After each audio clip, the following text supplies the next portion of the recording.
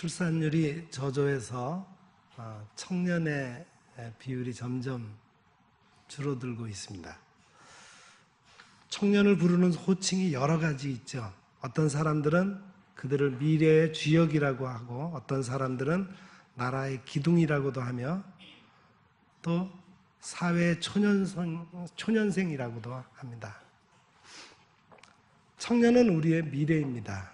싫든 좋든 우리는 교회의 미래와 나라의 미래를 청년들에게 넘겨주어야 합니다. 교회에도 청년이 사라지고 있습니다. 일산에 큰 교회가 많이 있지만 청년 예배에 50명 이상 모이는 교회가 드물다고 합니다. 청년은 교회의 허리입니다. 우리 청년부도 마찬가지예요. 매주일 평균 15명 모이기가 힘듭니다. 우리 성도님들이 청년들을 보면은 많이 격려해 주시기 바랍니다. 청년의 시기는 가능성의 시기입니다. 에너지가 넘치는 시기예요. 오래전에 삼풍백화점이 무너졌을 때 죽은 사람만, 확인된 사람만 458명이 죽었습니다. 이 죽음의 현장에서 3사람이 구조되었어요. 그들은 무려 377시간을 견뎌냈습니다. 어떻게 그 긴 시간을 견뎌낼 수 있었을까? 답은 간단해요. 젊었기 때문입니다. 구조된 사람이 다 청년이었어요. 청년에게는 에너지가 있습니다. 교회에서 청년을 볼 때 가능성의 존재로 보아야 합니다. 청년들에게 있는 에너지를 긍정적으로, 신앙적으로 잘 발산할 수 있도록 도와주어야 합니다. 그리고 청년기회는 기성세대의 반감을 가지고 있습니다. 전통적 가치관에서 탈피하고 싶은 강한 충동과 모험을 하는 시기가 청년기회예요.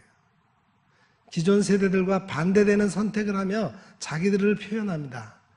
한때 청년들이 우리나라의 장발 문화를 이끌었어요.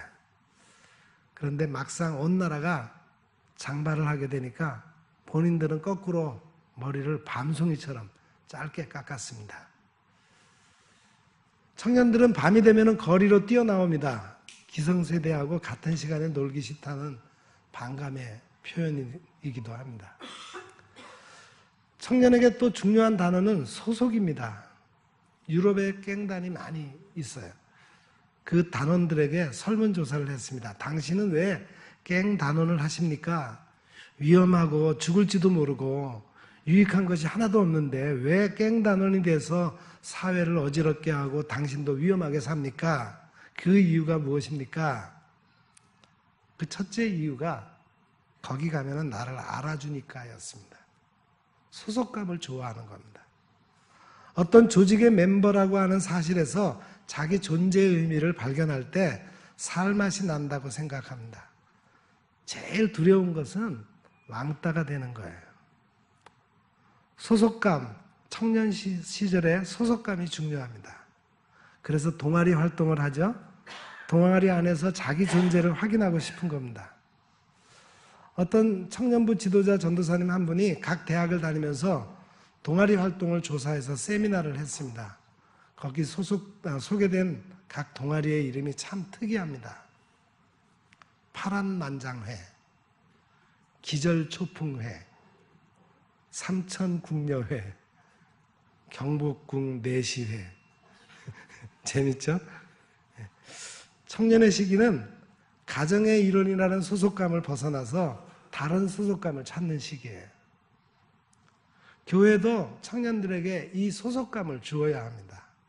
바른 정체성을 가지도록 도와주어야 합니다. 오늘 본문에는 갈렙의 이야기가 나옵니다. 청년 갈렙은 위대한 믿음의 사람이었어요. 이스라엘 민족이 출애굽해서 가나안 땅에 들어가기 전에 모세는 가데스 바네아라고 하는 곳에서 12명의 정탐꾼을 가나안으로 보냅니다. 이 정탐꾼 중에 하나가 바로 갈렙이었어요. 10명의 정탐꾼들이 이렇게 보고합니다. 다 틀렸어. 그곳에 사는 아낙 자손들은 굉장한 거인들이야. 그들 앞에서 우리는 마치 메뚜기 같았어. 성곽들은 하늘을 찌를 듯이 높이 쌓여 있고 말이야. 그러니 어떻게 우리가 그 땅을 정복할 수 있겠어? 우리 힘으로는 안 돼. 그러자 그 말을 들은 사람들의 간담이 녹아내렸습니다. 그러나 나머지 두 사람, 여호수아와 갈렙은 믿음으로 보고했습니다. 아니야. 그 성이 굉장히 높고 튼튼하지만, 게다가 백성들마저 크고 장대하지만 그런 것을 겁내서는 안 돼. 가나안 땅은 하나님께서 우리에게 주신다고 약속하신 땅이야. 그것은 우리의 땅이야. 올라가기만 하면 하나님께서 우리와 함께 싸우시고 우리는 반드시 그 땅을 차지하게 될 것이야. 백성들이 그래도 애굽으로 돌아가려고 하자 갈렙이 다시 이야기를 합니다. 오직 여호와를 거역하지 말라. 또 그 땅 백성을 두려워하지 말라. 그들은 우리의 밥이다. 그들의 보호자는 그들에게서 떠났고 여호와는 우리와 함께 하신다. 그들을 두려워하지 말라. 그들은 우리의 밥이다. 이때 갈렙의 나이가 40세였습니다. 청장년의 나이에는 그럴 수 있다고 생각하기 쉽습니다. 아직 젊기 때문에 그렇게 말할 수 있다고 생각할 수 있어요. 그런데 오늘 본문을 보면은 전혀 또 다른 상황을 볼 수가 있습니다. 가나안 땅 정탐 사건 이후에 45년이 지났어요. 하나님께서 여호수아와 갈렙만 가나안 땅을 밟게 하셨습니다. 그들은 여리고 성을 정복했습니다. 차근차근 주변 성을 정복하면서 하나님께서 주신 땅을 넓히기 시작했어요. 어느덧 많은 시간이 지났습니다. 진격하기 쉬운 지형, 정복하기 쉬운 성읍들은 이제 거의 다 확보하게 되었습니다. 이제 이스라엘 백성들이 마음 놓고 살만한 땅은 확보된 겁니다. 그러나 아직 정복해야 할 땅이 많이 남아 있었습니다. 백성들은 오랜 전쟁에 지치고 말았어요. 이제 그만 싸웠으면 좋겠다. 이 정도 차지했으면 우리도 살만한데 전쟁을 그만했으면 좋겠다. 이처럼 사람들의 마음이 많이 풀어져 버렸습니다. 이런 시점에 갈렙이 여호수아 앞에 나왔어요. 내 나이 85세입니다. 하나님께서 나를 사랑하셔서 45년 동안 살게 해주셨습니다. 그러나 아직도 나에게는 힘이 있습니다. 이 산지를 내게 주소서. 여기에 산지라고 하는 것은 유대나라 가나안 땅 남쪽 부분에 있는 산과 언덕으로 구성된 산악지대입니다. 고원지대예요. 그것은 굉장한 요새일 뿐만 아니라 땅도 비옥했습니다. 그래서 가장 신장이 크고 힘 있는 족속인 아낙 자손들이 그 지역을 차지하고 있었어요. 헤브론과 같은 큰 성을 만들어 거주하고 있었습니다. 이 땅은 이스라엘이 가나안 땅에 들어와 수년 동안 전투를 하며 감히 도전하지 못하고 남겨두었던 땅 중에 하나였습니다. 그런데 갈렙이 그 땅을 여호수아에게 저 산지를 내게 주소서, 내가 올라가서 저 산지를 취하겠나이다. 그렇게 말하고 있습니다. 그렇게 요구하고 있어요. 저 땅은 하나님께서 내게 주신 땅이니 내가 소유하겠습니다. 본문에 나오는 갈렙은 나이가 85세인 할아버지입니다. 본인의 말로는 아직도 정정하다고 말합니다. 내가 눈도 흐리지 아니하였고 그때나 지금이나 강건하기가 일반이라 그렇게 말하면서 출입에나 싸움에나 능하다고 말을 합니다. 여러분 80대와 40대가 절대로 같을 수 없죠. 그러나 본문의 갈렙은 몸이 늙어 할아버지가 되었지만 믿음은 청년 믿음 그대로라는 것을 알 수가 있습니다. 나이가 80세가 넘었지만 45년 전 정탐을 끝내고 돌아와 이스라엘 백성들에게 외쳤던 것처럼 우리가 이제 가나안으로 들어가서 그 땅을 취하자. 그들은 우리의 밥이라 외쳤던 그 믿음 그대로였습니다. 이제 백발이 무성하지만 그는 이 산지를 내게 주소서라고 요구하고 있습니다. 40세 때 저들은 우리의 밥이라 외쳤던 갈렙이 이제 또다시 이 산지를 내게 주소서 그렇게 요구하고 있습니다. 성도 여러분, 믿음에는 청년 믿음과 노인 믿음이 있습니다. 이것은 육신적인 나이와는 상관이 없어요. 무조건 에너지만 왕성하다고 청년 신앙이 될 수 없습니다. 나이가 많다고 다 노인 신앙이라고 말하지도 않습니다. 갈렙은 나이가 80세가 넘었지만 믿음으로 새로운 도전을 하는 그런 믿음이 있었습니다. 갈렙의 믿음은 청년 신앙이었습니다. 우리는 가끔 이런 말을 합니다.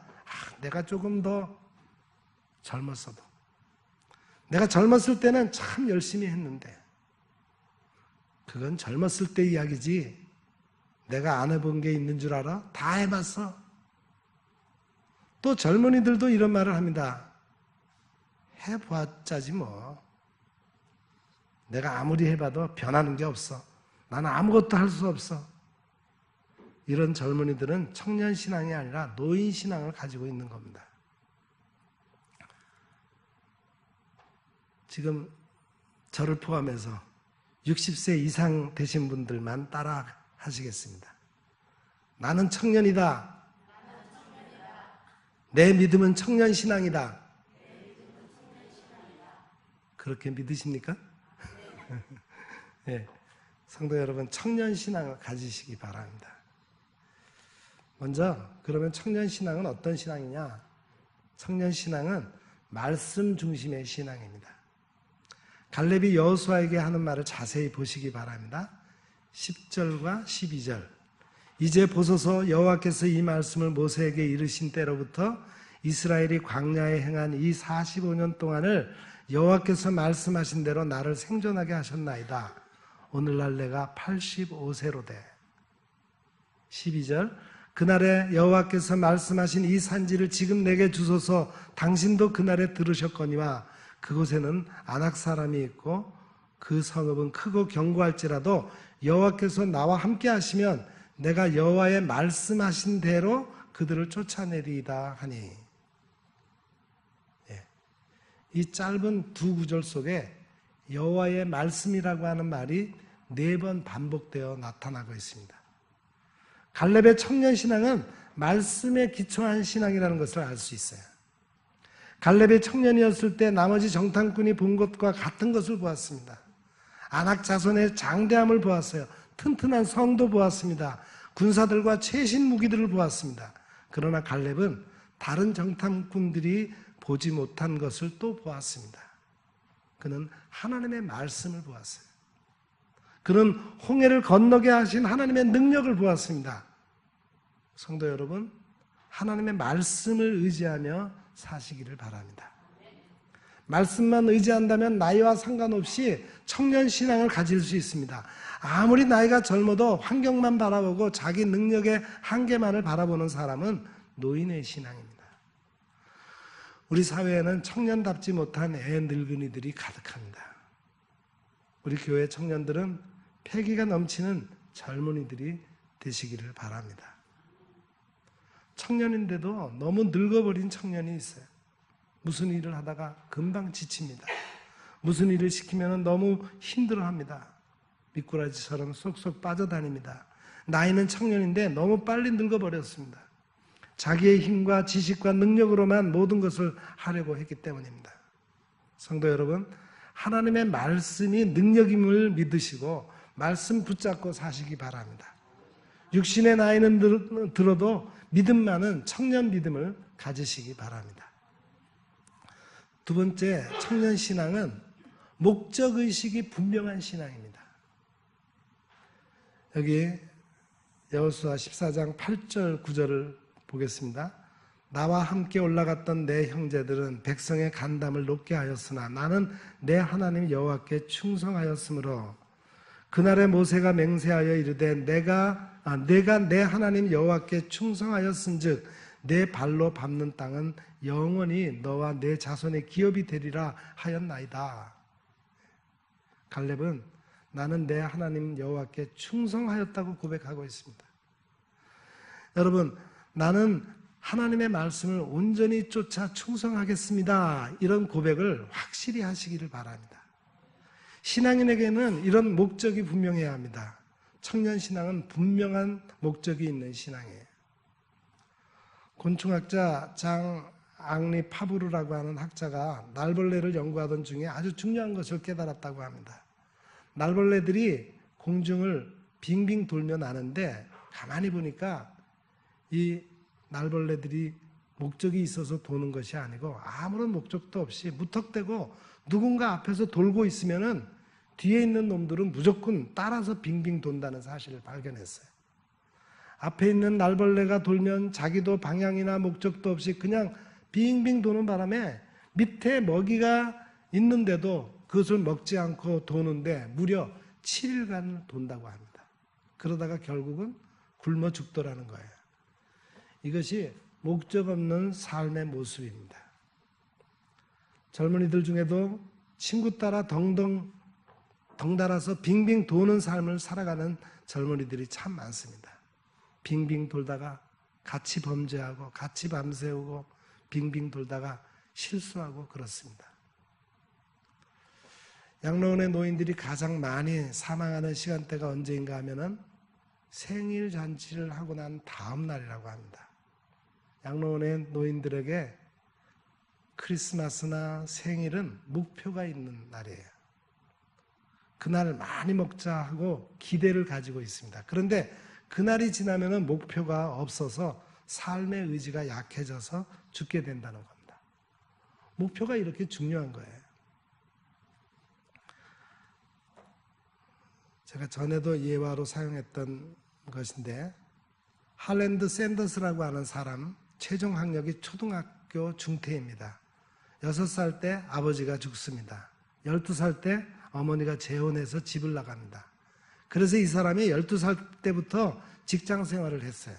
농부, 자동차 수리공, 운전사, 연락선 기사, 보험 설계사, 철도 노동자, 안 해본 일이 없었습니다. 하루 $2를 받고 공장에서 일을 합니다. 그러면서 이 사람은 내가 이렇게 경험을 쌓으면 이 다음에는 반드시 성공할 수 있다고 자신감을 가졌어요. 어느 날 우연히 지나가는 사람이 이 도시에는 마음에 드는 음식점이 하나도 없어. 그렇게 불평을 하고 지나갔습니다. 그 말이 순간 그에게 큰 자극으로 다가옵니다. 그래서 요리학원에 가서 공부를 했어요.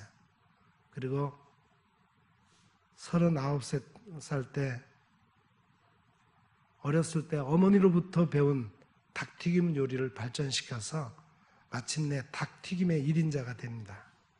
그리고 평생 25만 마일을 돌아다니면서 체인점을 모집했는데 그 체인점이 우리나라까지 들어왔어요. 그것이 우리가 너무나 잘 알고 있는 KFC, 켄터키 프라이드 치킨입니다. 그 집에 가면은 문간에 수염이 하얀 할아버지가 지팡이를 짚고 서 있죠? 그분이 할랜드 샌더스입니다. 이 세상의 저명 인사들은 저명 인사가 되고 싶어서 된 사람은 하나도 없습니다. 모두 한 분야의 목표를 두고 전심전력하고 몰두하다 보니까 그렇게 된 겁니다. 제가 참 좋아하는 말 가운데 이런 말이 있습니다. 성경 9절, 잠언 8장 17절 말씀입니다. 나를 사랑하는 자들이 나의 사랑을 입으며 나를 간절히 찾는 자가 나를 만날 것이니라. 성도 여러분, 전심으로 주님을 찾으시기 바랍니다. 꿈이 없는 사람은 청년이 아니에요. 여러분, 하나님이 주시는 꿈을 발견하시기를 바랍니다. 그 꿈을 이루기 위해 전심전력하시기 바랍니다. 여러분의 믿음은 어떤 믿음이십니까? 청년의 신앙을 가지시기 바랍니다. 하나님의 말씀에 의지하여 우리의 상황을 뚫고 나가는 그런 신앙이 되기를 바랍니다. 상황이 이러니 할 수 없어. 아무리 말씀이 그래도 내 형편이 따라주지 않아. 그렇게 말씀하지 마시기 바랍니다. 이런 믿음은 노인신앙입니다. 에디슨이 하루에 18시간 연구실에 몰두해서 연구했다고 합니다. 그러니까 평생 3,000가지나 발명했어요. 빌 게이츠는 컴퓨터 사랑에 빠졌습니다. 그러면서 그는 세계의 모든 가정, 모든 책상 위에 컴퓨터를 놓자 그런 꿈을 꾸었습니다. 빌 게이츠의 꿈 때문에 우리의 모든 가정에 책상 위에 컴퓨터 한 대가 다 있는 거예요. 세상에서 가장 팔리는 음료수가 뭔지 아시죠? 네, 코카콜라입니다.